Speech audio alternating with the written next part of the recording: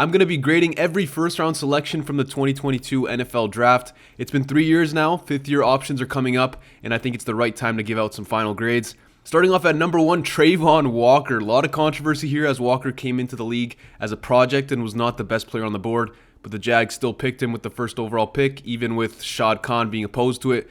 The owner himself skipped out on Pilates to peep the film, and Balky overruled him, and somehow Balky's still employed. Back to Walker though, Travon's been good in the league so far. He just wrapped up a second consecutive double-digit sack season, and his 2024 numbers overall are solid. Tied for 16th in sacks, 15th in hurries, tied for 10th in run stops.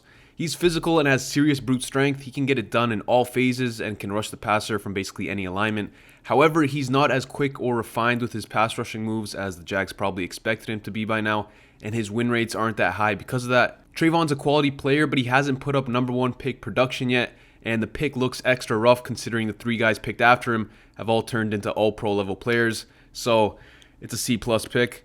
Next, the guy everyone expected to go first, Aiden Hutchinson. This is an easy A. Hutch has become a cornerstone of this stacked Lions roster. He picked up 21 sacks in his first 2 seasons and was a playmaker all over the field. This year, Aiden took the next step and was playing like an all-pro level edge before he unfortunately got injured. Honestly, all-pro is undermining him. He was playing like one of the best ever. He had a 38.3 pass rush win rate and 72 pass rush wins, which are both the highest a player has ever had in the first 6 weeks of a season. Hutch also had 45 pressures, which is the second most in the first 6 weeks all time. And the craziest part is that Detroit had a bye in the first 6 weeks, so he put up those numbers in only 5 games. Hutch looks to be on a Hall of Fame path, and this was a great pick. Derek Stingley Jr., another A. Stingley's a top corner, first team All-Pro this year, and he's gotten better with every season. He's the only defensive back to have over 4 interceptions both in 2023 and 2024. On top of that, this season he allowed the 17th lowest number of yards in coverage and allowed the lowest reception percentage at 45.8%. He's a ball hawk and he's locked down in coverage. Stingley can line up anywhere with basically any technique and be effective. This is the type of weapon you're expecting when you pick a corner at number 3. Sauce Gardner, a perfect guy for New York, big market city. He's got the name, the chain, and he makes things happen once the cameras come on. Shut the fuck. Are you still alive? Yes! No one gives back to the fans like Sauce, man. It was a surprise when he wasn't the first corner picked in 2022. At Cincinnati, he was super relentless in press coverage. His film was absolutely bonkers. The best college corner film I've ever personally seen. Once he got drafted, he continued his football dominance with back-to-back All-Pros to begin his career, becoming only the 3rd defensive player ever to achieve the feat, joining Micah Parsons and Lawrence Taylor. 2024 was a bit of a down year for him, but he still had solid numbers. He allowed the 14th least yards in coverage, the 6th lowest reception percentage, and the 15th lowest pass rating. If Sauce can stay focused on improving his game, the sky's the limit for him. This is another A pick. Kayvon Thibodeaux, first team All-Press Conference, but on the field, kind of inconsistent. This pick's a C+. Thibodeaux has had solid numbers but has failed to solidify himself as a future cornerstone of New York's squad. Kayvon had 6 sacks, 23 hurries, and 20 run stops this season in 12 games. He had 13 sacks in 2023 in 17 games, which was tied for 12th, but he only had 26 hurries, tied for 51st. Thibodeaux's a big dude, strong and explosive, great physical build and twitch off the snap, but he's not overpowering and he's also not super fluid or bendy, and his hand usage is inconsistent. He can use his initial get-off and explosiveness to beat weaker tackles, but he just doesn't have the tools to consistently compete with better offensive linemen in the league, which is leading to his inconsistent production. Plenty of his sacks are either effort sacks where the QB holds the ball for a while, or against a poor tackle like a backup. Overall, he needs to continue to develop his hands and pass rushing moves. Next year will be big for him. We'll see if his 5th year option gets picked up. After 5 picks, let's look at the grade tiers here. We got a few studs and a couple of slight disappointments. On to pick number 6. Ikem Ekwonu Sticky Icky has been up and down for Carolina. His career has gone as expected based on his pre-draft profile. He's a people mover in the run game, big frame but also very athletic and agile, and he's able to move up to the 2nd level with ease.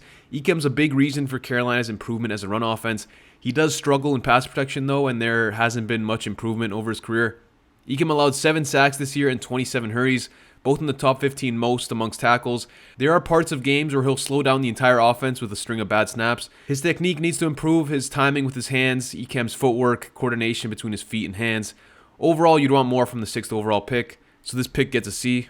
Next, we have Evan Neal, a great prospect who hasn't really panned out in New York. Neal came in as a big-time tackle, went to Alabama, rare size, athleticism, and production, but there's been little to be excited about with his play. When an offensive lineman is making a stance change in year 3, then that's a bit of a problem. To be fair, he showed improvement this year as a run blocker and was consistent in moving people with his drive blocks. He's gone better at landing his hands and using his length and power to sustain blocks. In pass pro though, still not very good, struggles to stay balanced and coordinate his hands and feet. A move to guard has been brought up and may help him, possibly, but overall, he hasn't produced like the Giants expected. Drake London, this is a perfect example why it's usually best to judge prospects after their third year in the league. DL had his breakout season in 2024, finishing in the top 5 in receiving yards and top 10 in touchdowns. Big body wide receiver prospects can often be misses in the league due to contested catch production not being sustainable and big receivers usually struggling to get open consistently. But when you hit on a big receiver prospect like London, then you have a legit star on your hands. London can do it all and he'll continue to be a key piece of this Atlanta offense. This is an A pick. Charles Cross, the third offensive tackle off the board and possibly the best of the top 3. Cross took real strides this year, had flashes in both the run game and in pass protection. He's quick out of his stance and lands his hands on the chest plate, does well to sustain blocks and uses good power in the run game.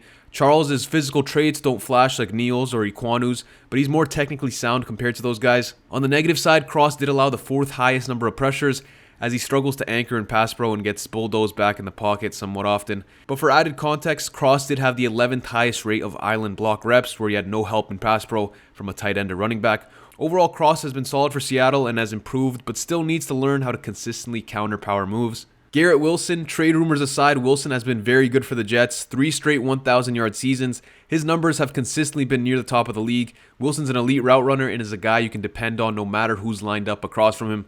This pick gets an A. After 10 picks, let's look at the grade tiers again. This draft so far has been very hit or miss. Only one guy in the B category. On to pick number 11. Chris Olave, another A. Olave's been the guy since day one in New Orleans. If it wasn't for injuries, he too would have had his 3rd straight 1,000-yard season this year. For a guy to immediately step into a team and prove he's a franchise player and can produce like a wide receiver 1, that's super impressive. And this was an excellent pick by New Orleans. At number 12, Jameson Williams. He had a tough beginning to his career, battling through injuries and suspensions, but he proved himself this year in Detroit. He provides an extremely valuable element to their offense as a consistent deep threat. There are not many guys in the league that create consistent vertical stress on a defense, but Williams is one of those guys, and his skill set has elevated this Detroit offense and opened up the field. He was brought to this team to fill a role, and he has excelled in that role this year. He may not be the main man on offense, but he'll continue to be important for the Lions. At number 13, Jordan Davis, built like a beluga whale. Davis is a physical specimen. However, it's difficult to grade his time with the Eagles. He's had elite sequences and plays, but has not been consistent and has struggled to be more than just a guy who's hard to move.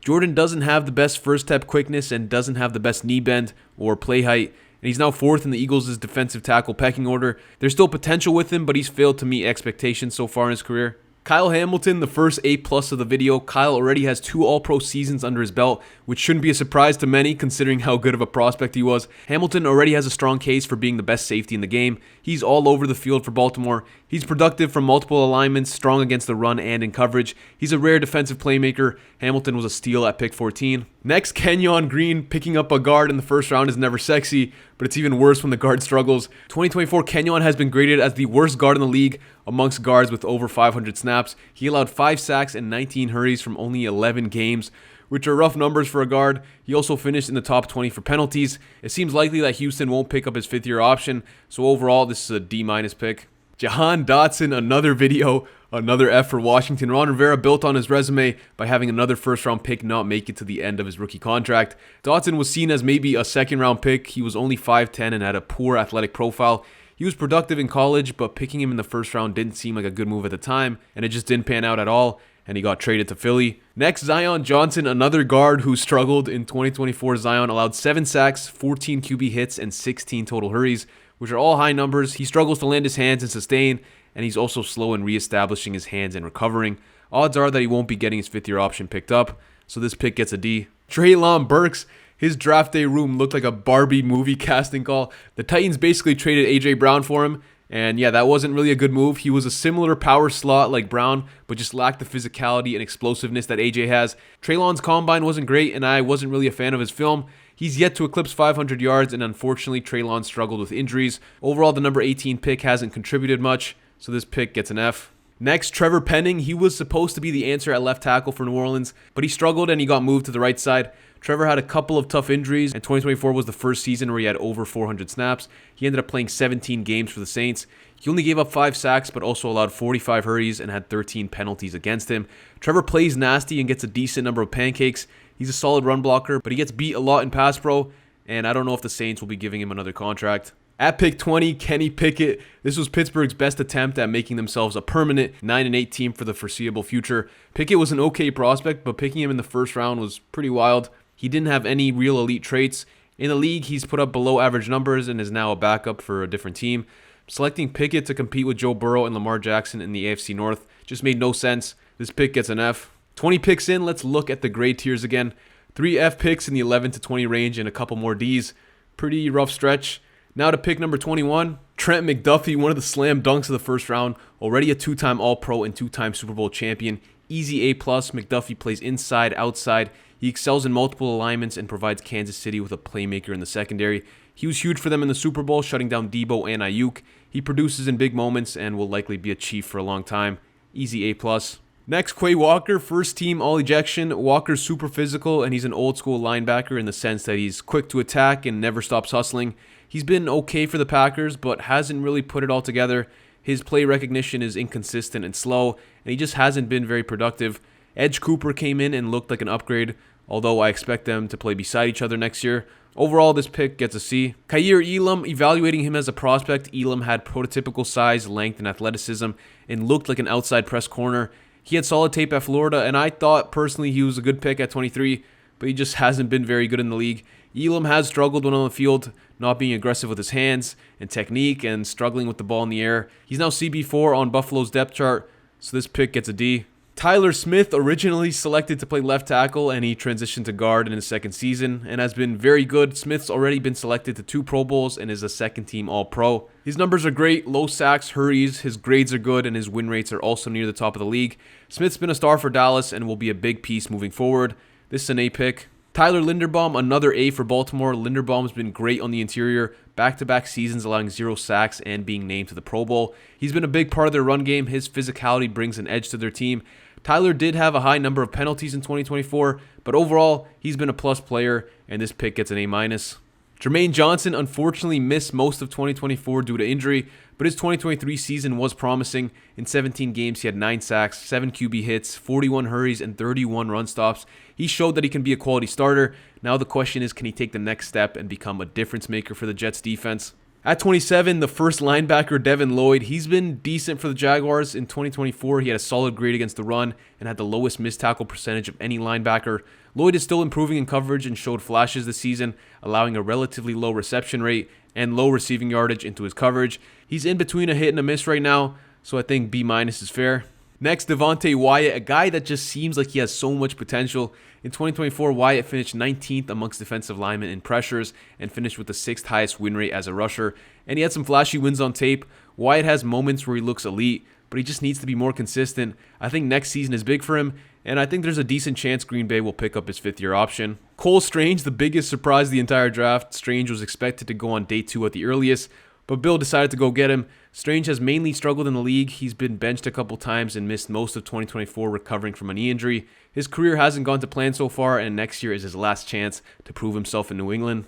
George Karlaftis, another good pick by Kansas City. Karlaftis has become a quality starter for them and has also performed well in the playoffs, as he has 4 playoff sacks already in 2 years. In 2024, he had 8 sacks, 21 QB hits, 32 hurries, and 22 run stops. He's not a high upside player, but he's dependable and is the full package as an edge. Karlaftis has helped solidify their front 4 on defense, so this pick gets a B. Next, we got Daxton Hill, since he picked him to replace Jesse Bates, which was a weird decision considering they have different styles of play. Hill hasn't had the best career so far. He was on the bench for most of his rookie season, then started last year, started this year, but then tore his ACL early on in the year. So he's really only played a season and a half. I think the free safety position wasn't the best fit for him, and he hasn't had the chance to get a lot of snaps in a more preferable alignment. So it's tough to grade him, but I'll say that this selection was a C-. Awkward fit for Daxton, and he hasn't really made an impact yet. The last pick of the first round, Lewis Cine, one last F grade. Cine had some injuries early on in his career, but never really clicked with the Vikings and struggled for most of his time there and ended up getting cut before his 3rd season. Getting only 2 years out of a first round pick is never ideal. This pick obviously gets an F. Now let's look at the final grade tier. I think that I can safely say that the 2022 class was clearly worse than the 23 and 24 classes. We have 4 F picks here, a good number of Ds. The receiver class was strong, as well as the corner class. Offensive lineman class was not so good, and Kenny Pickett also not so good. So those are my thoughts on the first round rookies from 2022. Let me know what you think in the comments below. Make sure to subscribe if you like the content. Thanks for watching, and I'm out.